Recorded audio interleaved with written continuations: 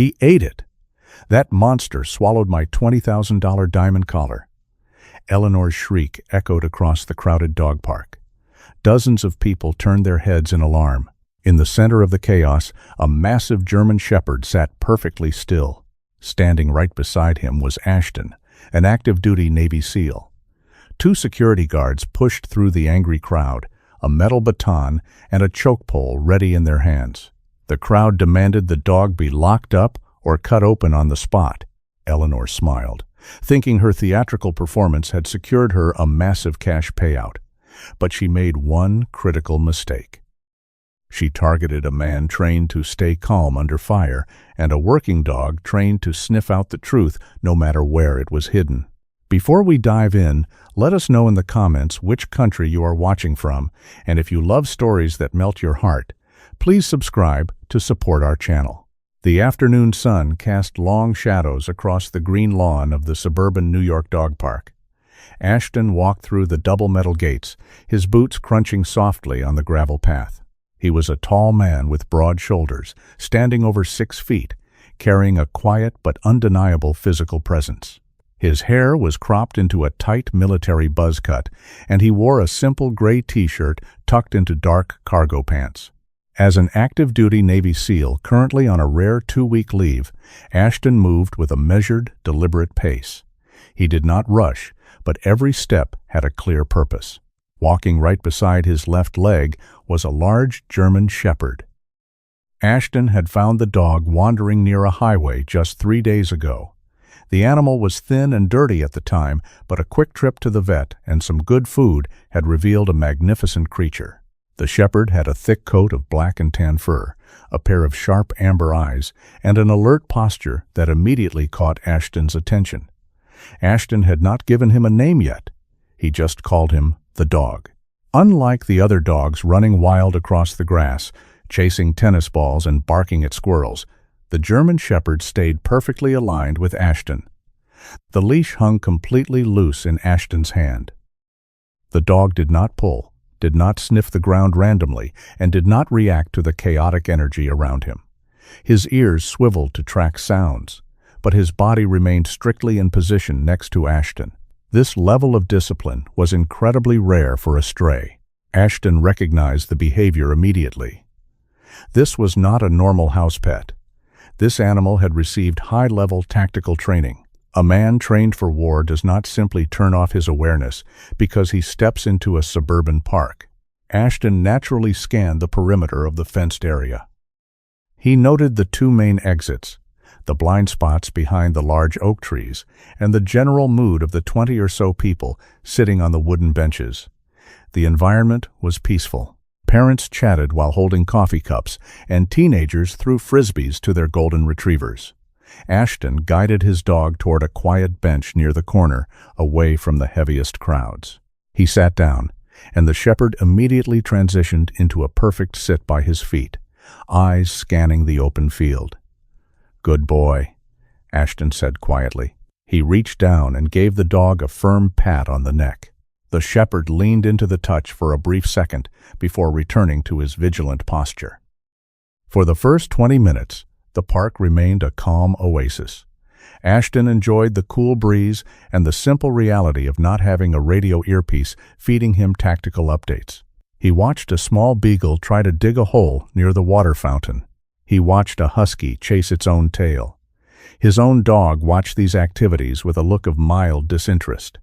A large Labrador ran up to them, barking playfully and bowing its front legs to invite the shepherd to play. The shepherd did not move. He simply stared at the Labrador until the other dog lost interest and jogged away. Ashton smiled faintly. The discipline of his new companion was impressive. Then, the atmosphere in the park shifted abruptly. A heavy, black luxury SUV pulled up to the curb right outside the park entrance, parking aggressively over the painted lines of the crosswalk. The driver's side door opened, and a woman stepped out. This was Eleanor. She appeared to be in her late 50s, dressed in a bright red silk blouse, spotless white trousers, and oversized designer sunglasses that hid half her face. She held a thin leather leash attached to a very small, perfectly groomed white toy poodle. Eleanor did not just walk into the park. She made an entrance. Her hard leather shoes clicked sharply against the pavement. She pulled the poodle along, ignoring the small dog's struggle to keep up with her rapid pace. "Move out of the way, please," Eleanor announced loudly as she approached the double gates, forcing a young teenager to step back quickly. She did not say, "Thank you." Ashton watched her from his bench. His eyes immediately caught the unnatural glare of sunlight reflecting off the poodle's neck. The small white dog was wearing a ridiculously large collar. It was thick, made of velvet, and studded with multiple rows of heavy, glittering diamonds. The stones were massive, looking completely out of place on a dog running around a public dirt park.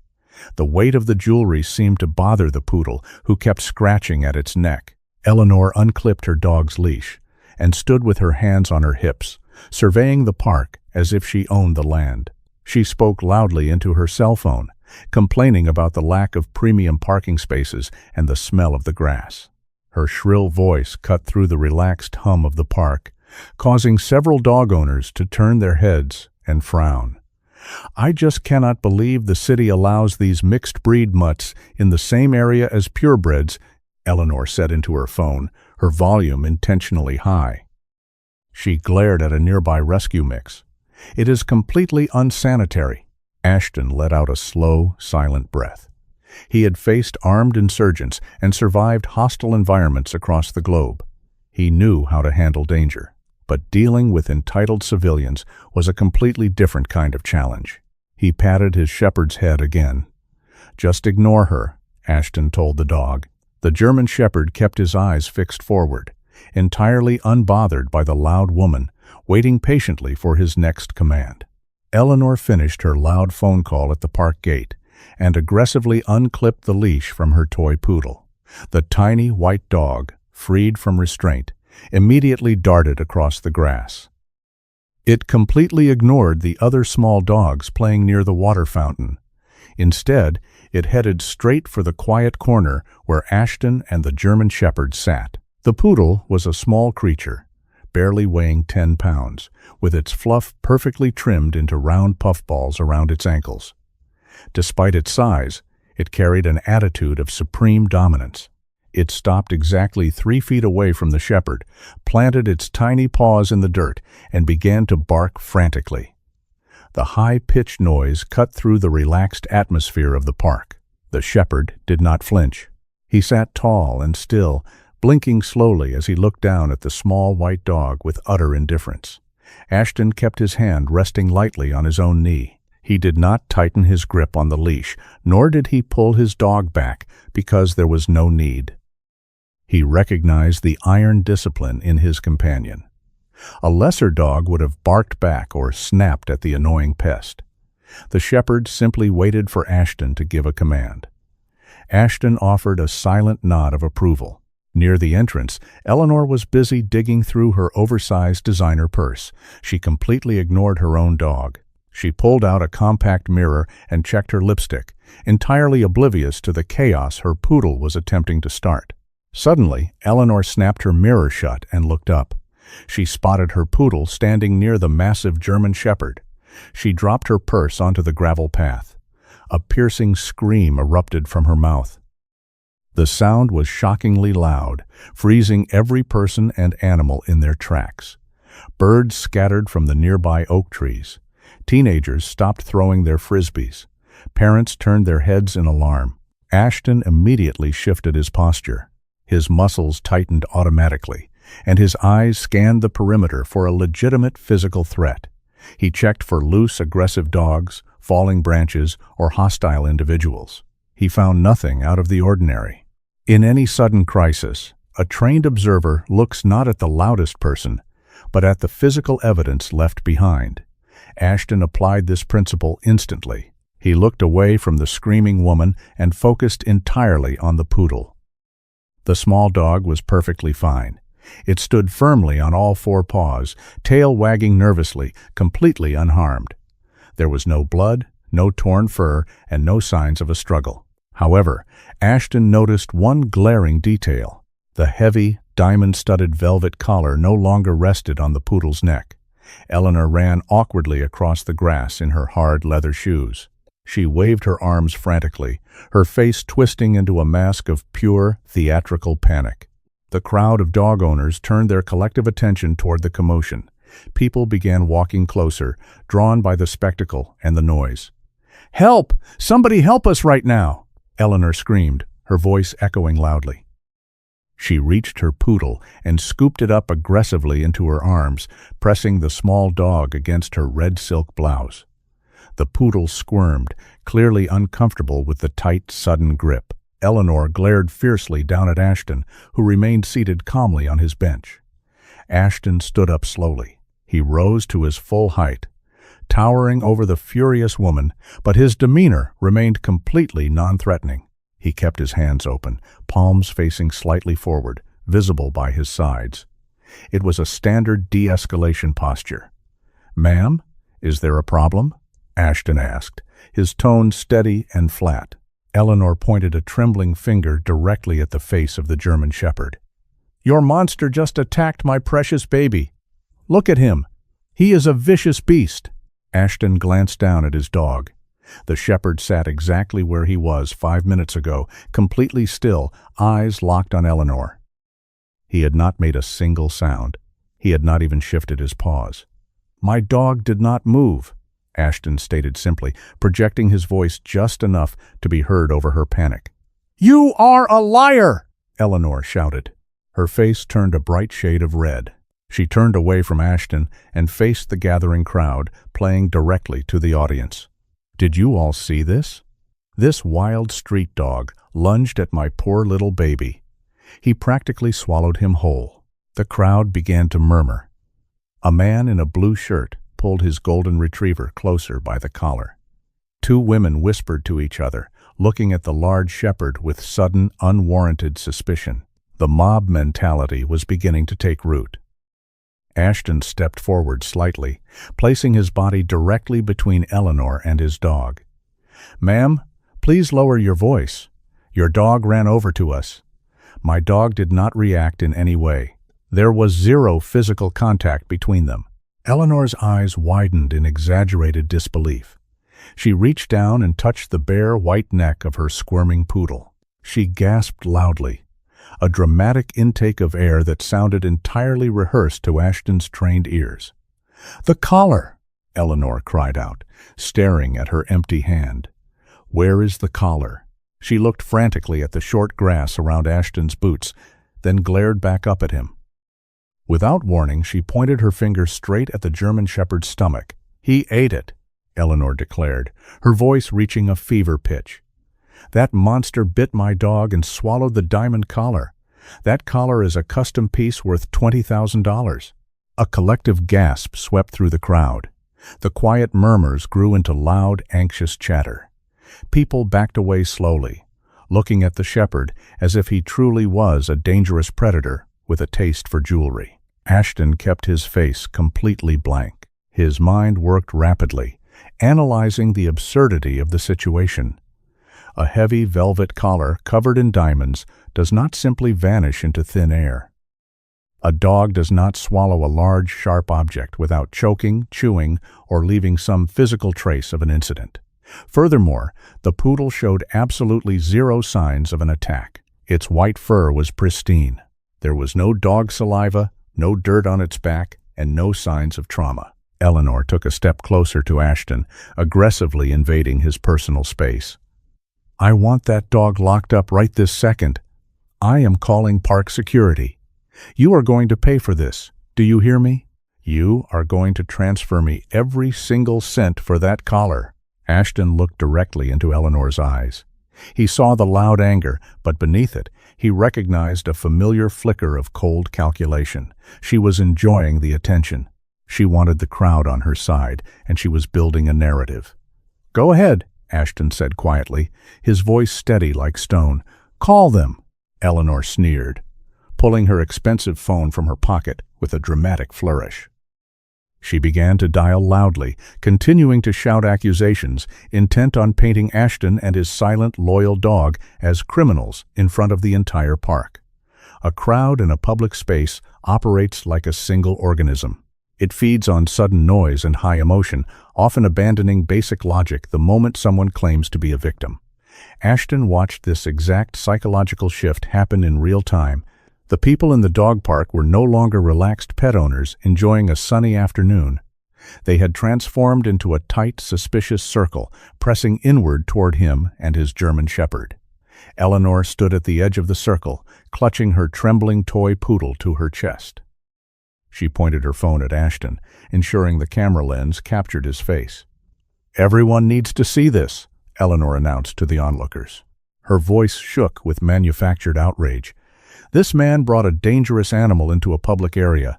His dog attacked my baby and swallowed a $20,000 custom collar. He is refusing to take responsibility." The murmurs from the crowd grew louder.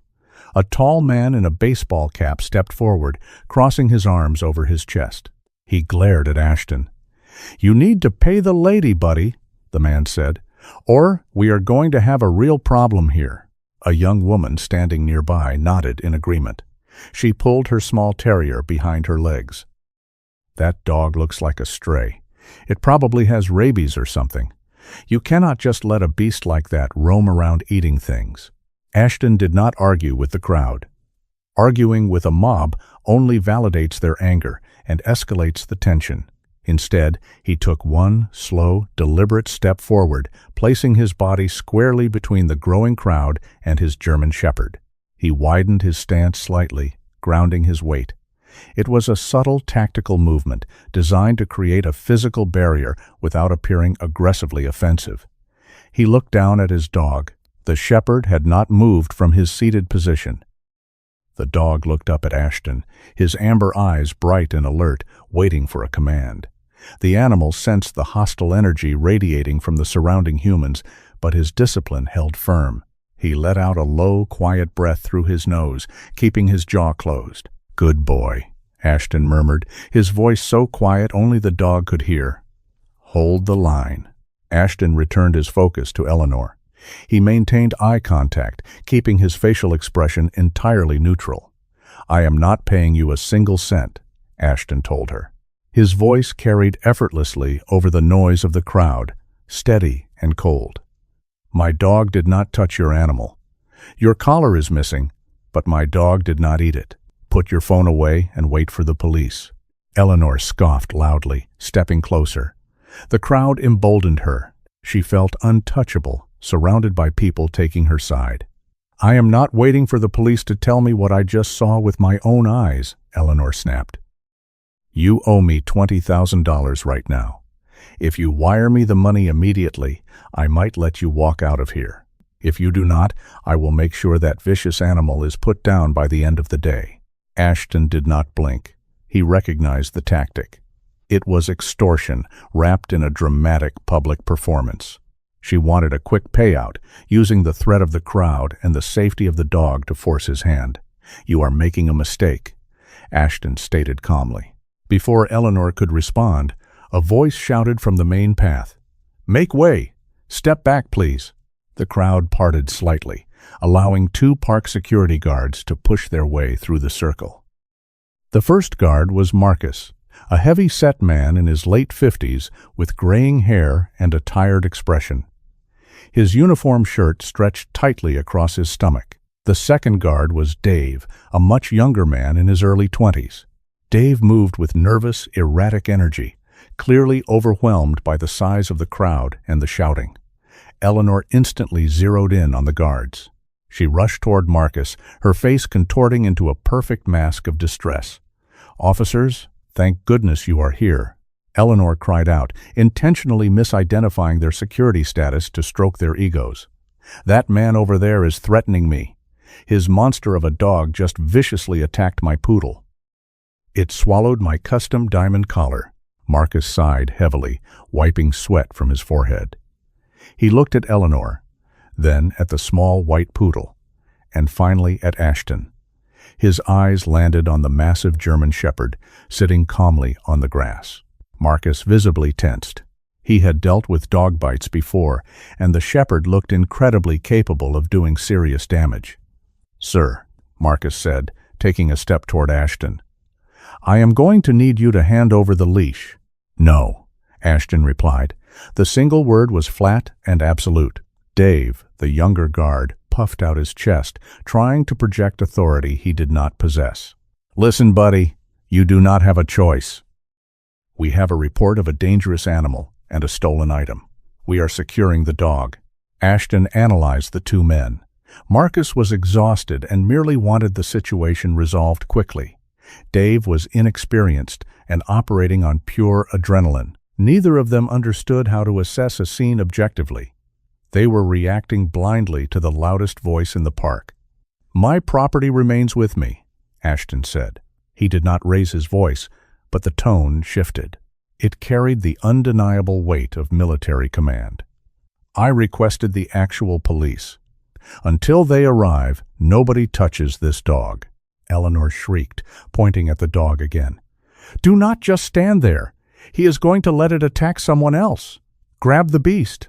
The crowd shouted in agreement, egging the guards on. The collective noise pushed Dave over the edge of reason. The young guard reached to his duty belt. With a metallic snap, he unclipped a heavy steel baton, gripping the handle tightly.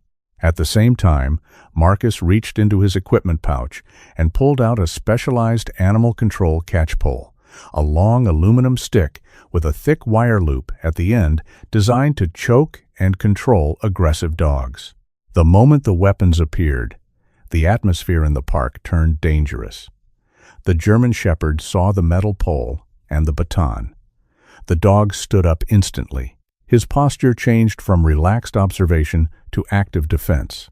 The dog did not bark, but a deep, vibrating growl started in his chest, a clear warning that he would protect his handler if engaged. Ashton stepped fully in front of his dog, shielding the animal with his own body. His eyes locked onto the two guards. The time for polite negotiation had officially ended. The metallic click of the expanding baton echoed sharply over the noise of the crowd.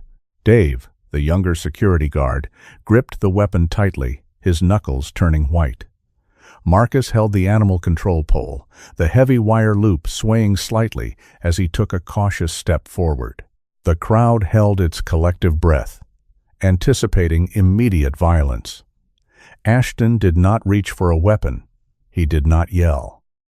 A man who has spent his life navigating high-stress environments knows that panic is a contagious disease, but calm is a powerful antidote.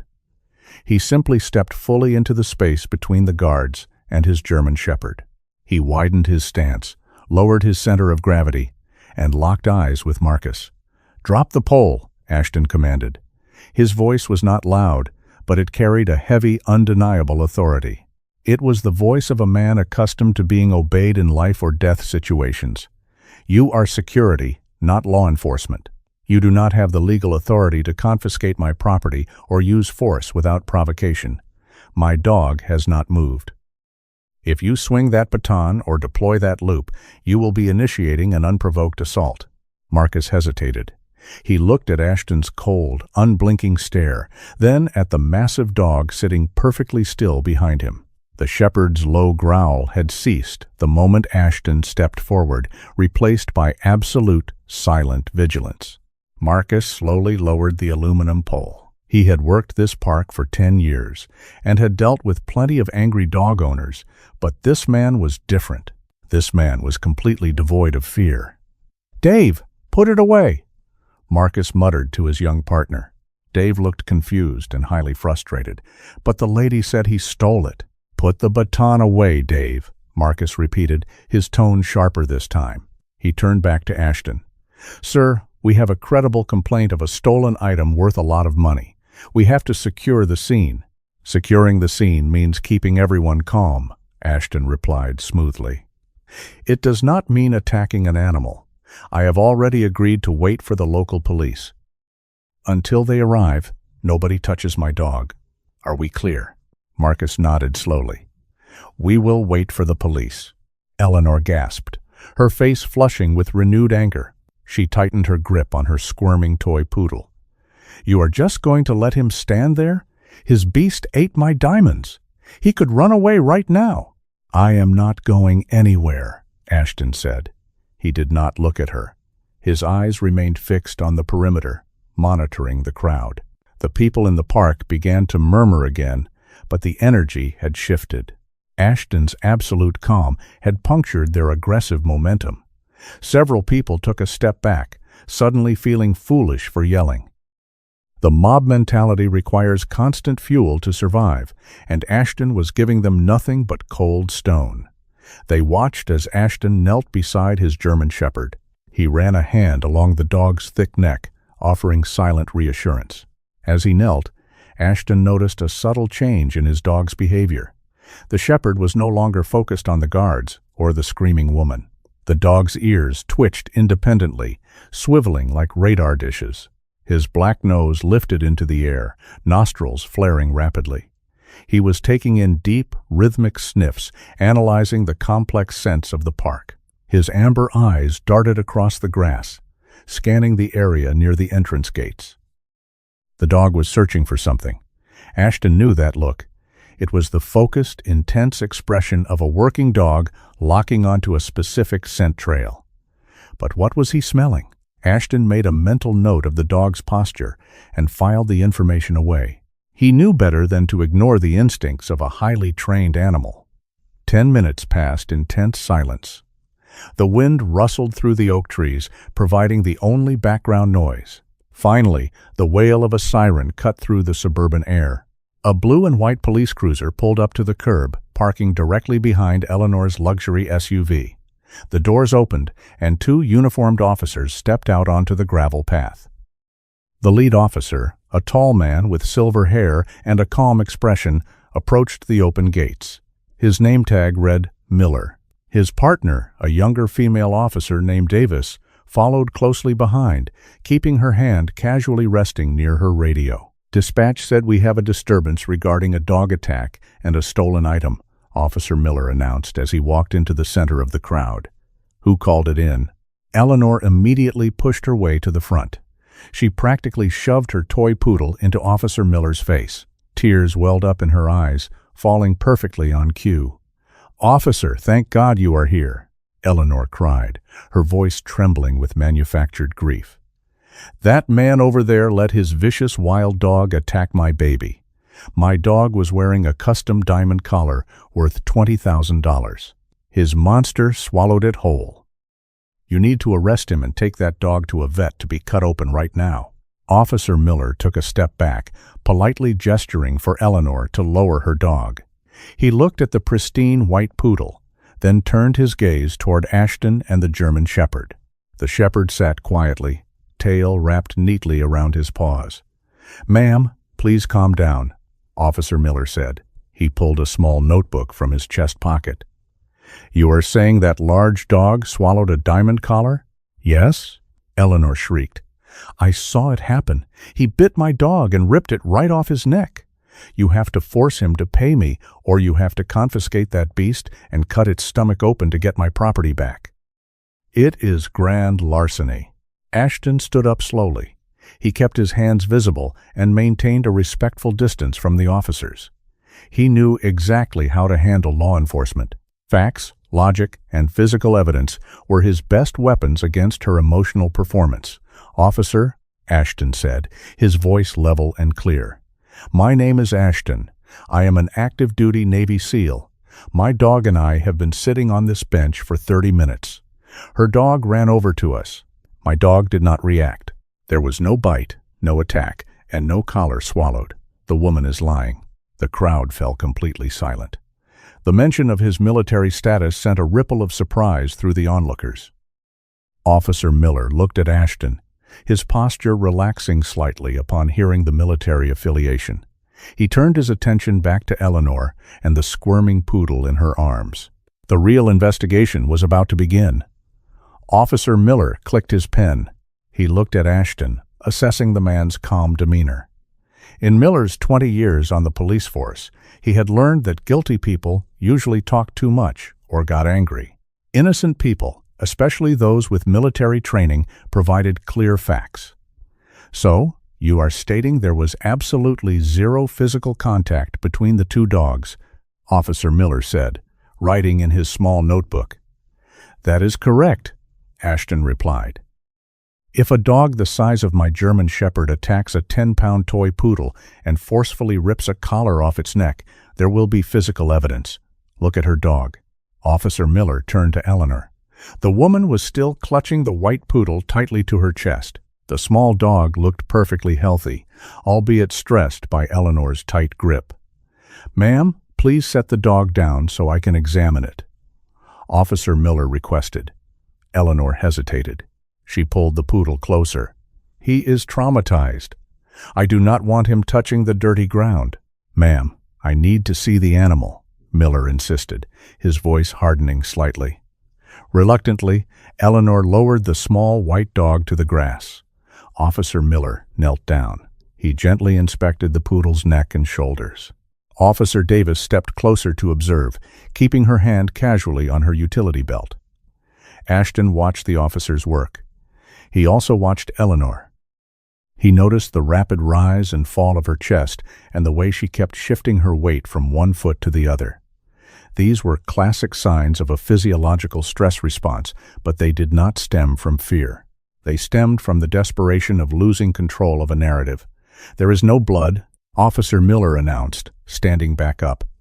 "There are no puncture wounds, no scratches, and no dog saliva on the fur. The hair around the neck is completely undisturbed. If another dog had bitten and pulled a heavy collar off, there would be severe bruising or lacerations." Eleanor's face flushed. She crossed her arms defensively. "The collar was loose."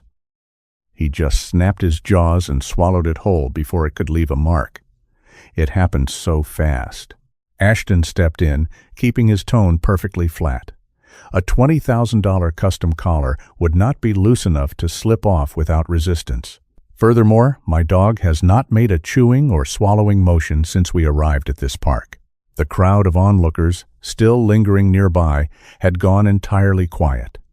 The tide of public opinion was rapidly turning against Eleanor. They were listening to Ashton's cold logic and seeing the lack of evidence for themselves. Eleanor realized she was losing her audience and the police. Her tone suddenly shifted. The shrill panic vanished, replaced by a calculated, businesslike edge. "Listen," Eleanor said, waving her hand dismissively. "I am a very busy woman. I do not have time to drag this through the court system or wait for animal control to x-ray a street dog. My collar is gone. He is clearly responsible. But I am willing to be reasonable." She turned directly to Ashton, completely ignoring the police officers. "Pay me $10,000 right now," Eleanor demanded. "Transfer the funds to my account. It is half the value of the collar. Do that, and I will drop the charges and let you walk away with your dangerous animal." Officer Davis frowned, stepping forward. "Ma'am, this is an active investigation. You cannot just negotiate a settlement in the middle of a police report for grand larceny." "It is my property," Eleanor snapped at the young officer. "I can settle it however I please." Ashton did not reply to her demand. Instead, he observed her physical behavior. A unique trait of human deception is that a liar will unconsciously anchor their physical orientation toward their escape route or toward the location of their hidden truth. Ashton noticed that while Eleanor was speaking to him, the toes of her designer shoes were pointed sharply toward the park gates. More importantly, her eyes kept darting past Officer Miller's shoulder. She was looking at the green metal trash cans stationed near the entrance. She looked at them once when Officer Miller asked to inspect the poodle. She looked at them again when she offered the $10,000 settlement. It was a micro-expression, a rapid flicker of the eyes that most people would miss. But Ashton had spent years interrogating captured combatants. He knew how to read the silent language of a guilty conscience. She did not want the dog x-rayed. She wanted a quick cash transfer and an immediate exit. The missing collar was never swallowed. It was discarded. Ashton looked down at his German Shepherd. The dog was still sitting calmly, but his nose was twitching rapidly. He had caught a scent earlier and was still focused on it. Ashton connected the dog's behavior with Eleanor's nervous glances. "I am not paying you a single dollar," Ashton finally said. He turned to Officer Miller. "Officer, my dog is a trained working animal. I believe he has located the missing item. I would like your permission to drop his leash and let him work." Officer Miller raised an eyebrow, clearly surprised by the request. Eleanor's eyes widened in genuine panic. Officer Miller looked at Ashton, then looked down at the massive German Shepherd. The dog was still locked onto whatever invisible scent had caught his attention. His nose twitched rhythmically. "You want to take him off the leash?" Miller asked. His tone was highly skeptical. "Sir, we have a volatile situation here. Releasing a large, unidentified dog into a crowded public park is a massive liability."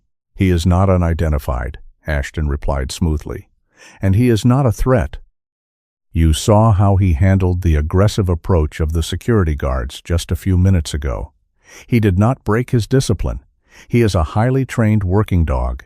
If he caught a scent, he will follow it directly to the source. It might solve your entire investigation right now." Eleanor let out a loud, theatrical gasp.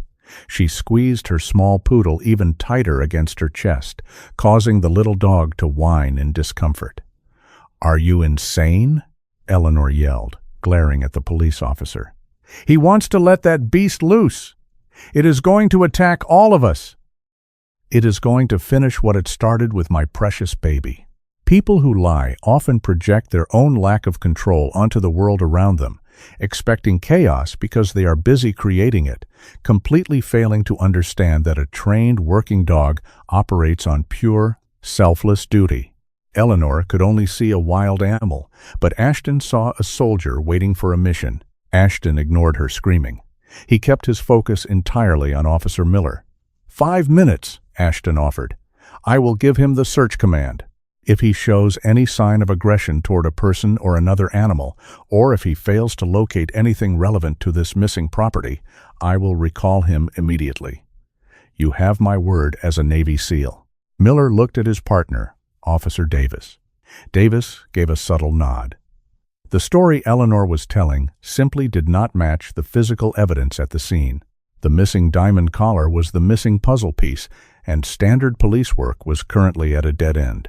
"All right," Miller decided. 5 minutes. But if that dog bares his teeth at anyone, I will draw my weapon. Do you understand?" "Understood," Ashton said. Eleanor stomped her foot on the grass. "I absolutely forbid this. You cannot let him do this. I will sue the entire city." "Ma'am, please step back," Officer Davis instructed. The young female officer moved smoothly between Eleanor and Ashton, creating a physical barrier. "Let the man work." Ashton knelt beside his dog. He unclipped the heavy metal carabiner, connecting the leash to the dog's collar. The loud click echoed in the quiet park. The crowd held its breath. Several people took a few steps backward, preparing to run if the massive animal decided to charge at them. Ashton placed his hand flat against the side of the shepherd's thick neck. He leaned in close. "Find it," Ashton commanded. The German shepherd exploded into motion, but not with aggression. He did not run toward Eleanor. He did not look at the other dogs in the park. His nose dropped instantly to the grass, and he began to move with incredible focused purpose. A working dog does not track a scent in a perfectly straight line. The shepherd moved in a rapid zigzag pattern, casting back and forth across the invisible scent cone left behind by the target. His tail was held straight out, acting as a rudder as he made sharp, sudden turns. His breathing was loud and rhythmic. He was taking in massive amounts of air to process the complex olfactory data hidden in the dirt and grass. The crowd watched in stunned silence. The anger that had fueled them just moments ago evaporated. They were witnessing a professional at work. The same people who had called the dog a vicious street mutt were now captivated by his intelligence. Ashton walked a few paces behind the dog, giving him plenty of space to work while maintaining visual control. Officer Miller followed closely, his hand resting cautiously near his duty belt, just in case. The shepherd tracked away from the wooden benches. He moved past the metal water fountain, completely ignoring a golden retriever that barked excitedly at him. He tracked across the center of the lawn, moving faster now as the scent grew stronger and more defined. Eleanor watched the dog moving away from her. Her face lost all its color. Her fake outrage vanished, replaced by genuine, cold panic. She clutched her expensive purse tightly. "This is ridiculous," Eleanor muttered to no one in particular. "I am leaving. This is a complete waste of my time." She turned toward the park gates and took a hurried, desperate step. "Hold on a minute, ma'am," Officer Davis said. She stepped directly into Eleanor's path, blocking her exit. "We still need to complete the incident report. Please stay right here until my partner is finished." Eleanor glared at the young officer, her jaw tight and her breathing shallow, but she stopped moving. She knew pushing past a police officer would lead to immediate arrest. Across the park, the German Shepherd made a hard left turn. He abandoned the grass and stepped onto the paved walkway leading directly toward the main entrance. He lowered his head even further, his nose practically scraping the concrete path. He marched in a straight line now. The wide zigzag pattern was gone. He had locked onto the strongest part of the scent trail. He walked straight toward a row of 3 large green metal trash cans standing near the main gates. The dog stopped abruptly in front of the middle trash can. He sniffed the base of the metal bin intensely. Then he stood up on his hind legs, resting his massive front paws against the side of the can to elevate his head. He shoved his nose directly over the rim, taking a deep breath of the air hovering above the discarded garbage. He dropped back down to all 4 paws. He sat perfectly still on the concrete, looking back over his shoulder at Ashton. He let out one loud, sharp bark. It was the standard alert signal for a K-9 unit. He had found the target. Ashton looked at Officer Miller. "He found something," Ashton stated. Miller nodded, his expression turning highly serious. The police officer walked past Ashton, heading straight for the green trash can. The entire park watched in absolute silence, waiting to see what the disciplined shepherd had discovered in the garbage. The sharp bark of the German Shepherd hung in the air. The dog remained standing on his hind legs for just a moment longer, his nose hovering over the rim of the green metal trash can. Then, he dropped back down to all 4 paws and sat on the concrete path. He looked directly at Ashton, waiting for his reward. Ashton walked over to his dog. He did not carry treats. For a highly trained working dog, the work itself is the reward, along with the handler's approval. Ashton knelt and rubbed the shepherd's thick neck firmly. "Good boy," Ashton said quietly. "Excellent work." The dog leaned against Ashton's leg, his tail wagging in slow, satisfied, sweeping motions. Officer Miller approached the trash can. His face was entirely serious. He reached into his duty belt and pulled out a pair of black nitrile gloves.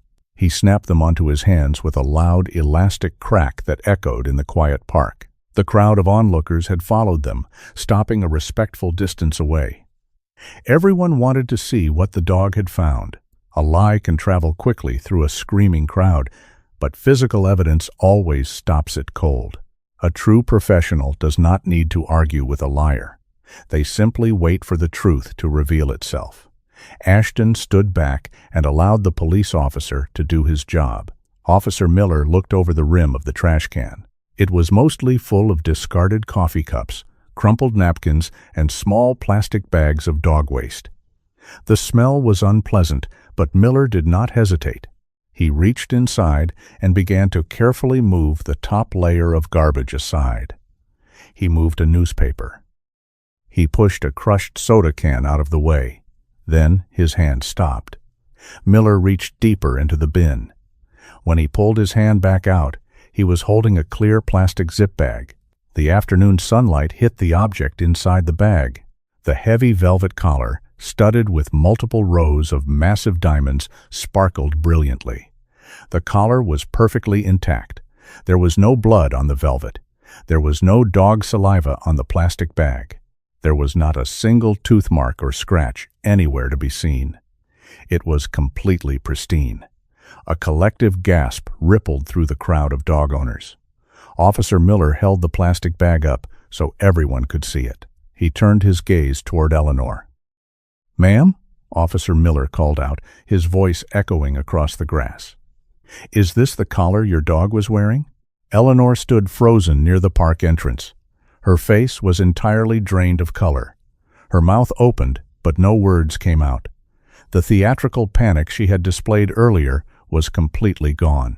In its place was genuine, suffocating fear. She looked at the clear plastic bag in the officer's hand, then looked at the heavy metal gates leading out to the parking lot. She made her choice. Eleanor dropped her expensive leather purse onto the grass. She turned and sprinted toward her black SUV. She did not care about her toy poodle, which she had dropped unceremoniously onto the ground moments before. She just wanted to escape. She did not make it far. Officer Davis moved with explosive speed. The young female officer stepped directly into Eleanor's path before the wealthy woman could even reach the sidewalk. Davis planted her feet and held up both hands. "Stop right there," Davis ordered.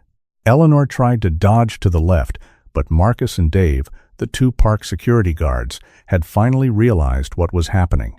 They stepped up beside Officer Davis, forming an impenetrable wall blocking the exit. "Get out of my way!" Eleanor screamed. Her voice was harsh and desperate. She shoved her hands toward Officer Davis, trying to push the younger woman aside. That was a critical mistake. Assaulting a police officer immediately escalates a situation from a civil dispute to a felony arrest.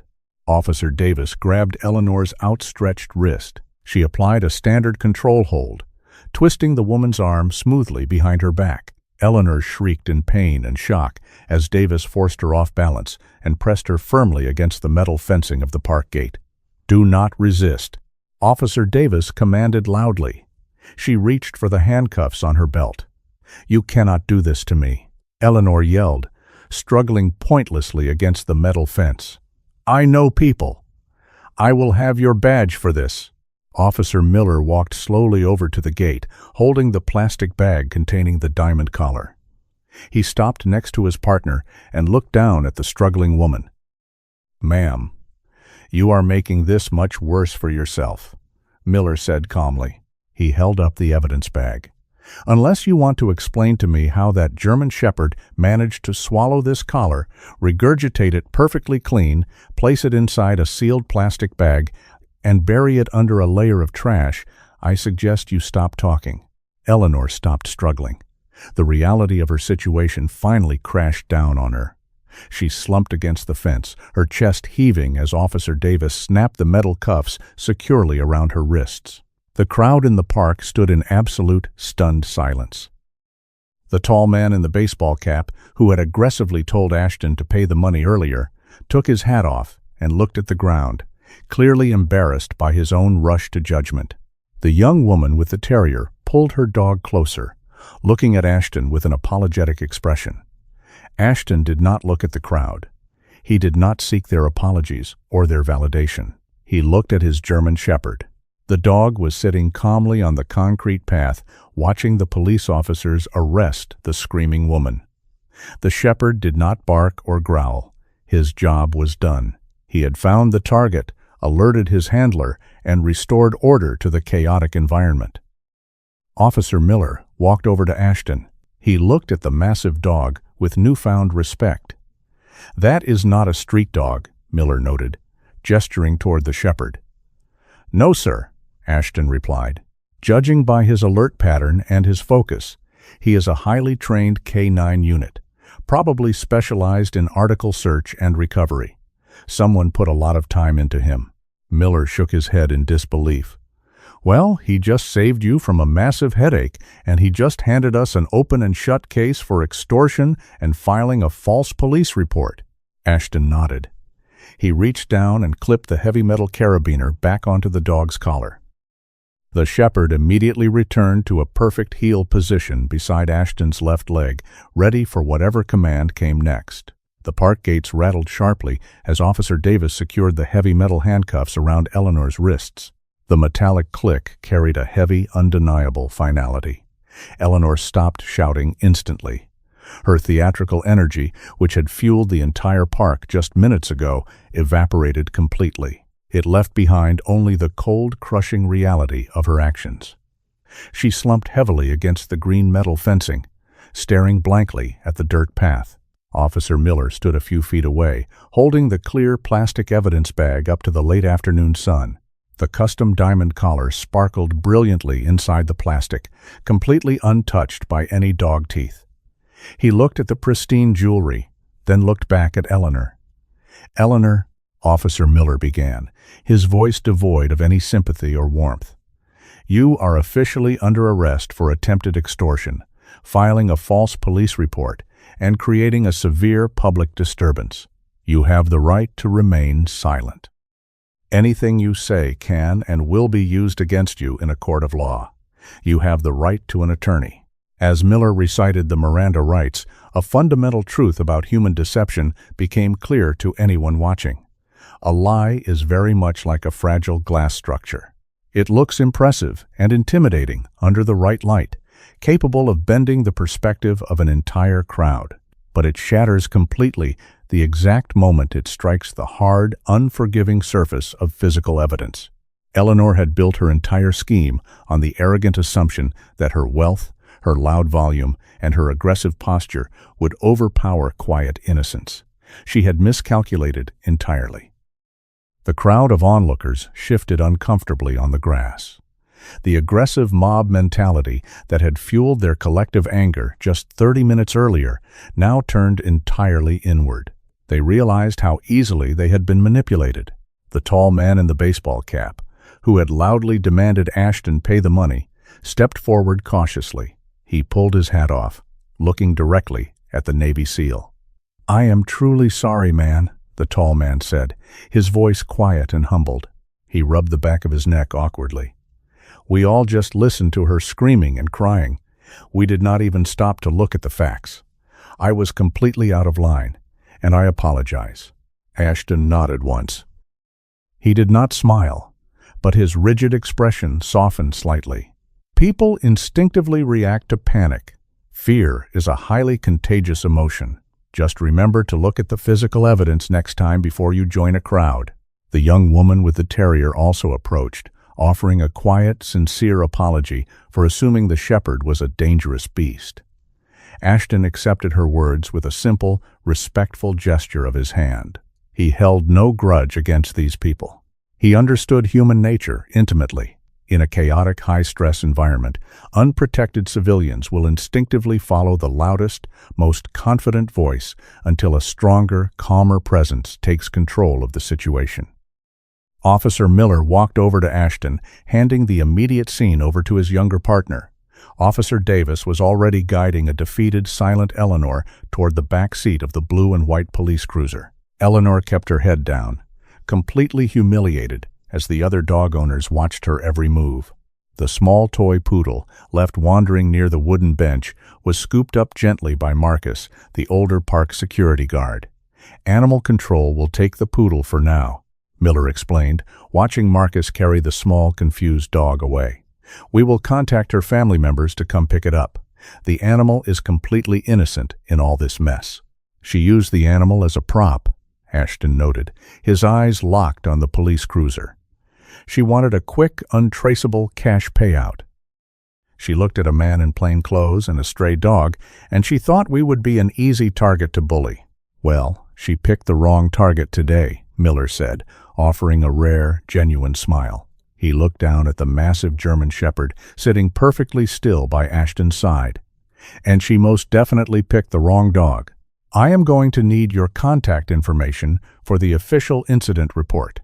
We might need a sworn statement from you for the felony extortion charges." Ashton reached into his cargo pants pocket and pulled out a small, weatherproof tactical notepad and a black pen. He wrote down his full name, his military contact number, and his temporary address in New York. He ripped the page out neatly and handed it to the police officer. "Thank you, Ashton," Miller said, carefully folding the paper and placing it into his chest pocket. "Enjoy the rest of your leave, and take very good care of that dog. He did incredible work today." "I will," Ashton replied simply. The police cruiser pulled away from the curb, its red and blue lights flashing silently as it merged into the busy suburban traffic. The two park security guards began to disperse the remaining crowd, politely urging everyone to go back to their afternoon routines. Slowly, the park returned to its normal state. Dogs resumed chasing colorful tennis balls. Parents went back to drinking their coffee and talking on the wooden benches. Ashton stood alone near the main metal gate. The late afternoon sun hung low in the western sky, casting a warm, golden light across the sprawling, grassy field. He looked down at the German Shepherd. The dog looked back up at him, his amber eyes bright, intelligent, and steady. The bond between them had solidified permanently over the last hour. They were no longer just a soldier on leave and a rescued stray dog. They were a cohesive team. "Let us go home," Ashton said quietly. He did not attach the metal carabiner to the collar. He did not need to use a leash anymore. The German Shepherd stepped forward immediately, aligning his shoulder perfectly with Ashton's left leg. They walked out of the park together, moving in absolute, perfect unison. Ashton kept his pace steady, his heavy boots hitting the concrete pavement with a rhythmic cadence. The dog matched him step for step, his head held high and his ears alert. They left the noise, the drama, and the entitlement behind them. Ashton felt a profound, unexpected sense of peace settling over him. He had spent his entire adult career protecting vulnerable people in hostile war zones across the globe. But today, he had protected an innocent animal in a suburban park. And in return, the animal had protected him with equal loyalty. The shepherd had used his rigorous training, his unmatched discipline, and his incredible instinct to uncover the hidden truth and stop a massive injustice from occurring. As they walked down the quiet, tree-lined street, bathed in the fading golden sunlight, Ashton reached down and rested his hand firmly on the dog's head. The shepherd leaned into the gentle touch, a silent acknowledgement of their shared victory. They had faced the chaos together, stood their ground firmly, and allowed the truth to speak for itself. It was the perfect end to a day off in New York. The story of Ashton and his loyal German Shepherd reminds us that truth is a quiet, unshakable force. While lies and entitlement may scream for attention, integrity stands completely still, waiting for the dust to settle. Ashton did not need to raise his voice or match Eleanor's chaotic energy. He trusted his discipline, he trusted his new four-legged companion, and he let the physical evidence speak for itself. In our own lives, we often face situations where people try to intimidate or manipulate us for their own gain. This story serves as a powerful reminder that keeping your composure is your greatest weapon. When you stand firmly in your truth, no amount of noise or public pressure can defeat you. If you found value in Ashton's calm strength and the incredible intelligence of his working dog, please hit that like button, share this video with your friends and family, and subscribe to the channel for more inspiring stories. May God bless you with the courage to remain calm in the face of adversity and the wisdom to always stand by the truth. Please comment Amen below if you agree.